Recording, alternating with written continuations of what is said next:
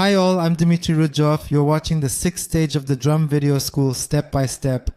In this part we will be covering triplet rhythms, shuffle grooves, rhythms using ghost notes, as well as rhythms using paradiddles.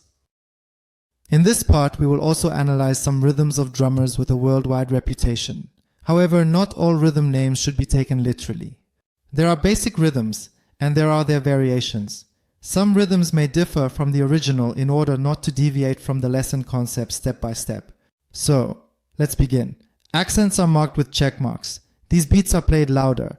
Ghost notes are indicated by a note enclosed in parentheses. We play these notes at a very quiet volume.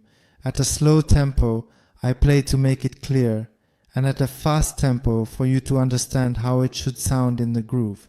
All you need to do is watch and repeat after me. The concept of the drum video school is step by step, less words, more action.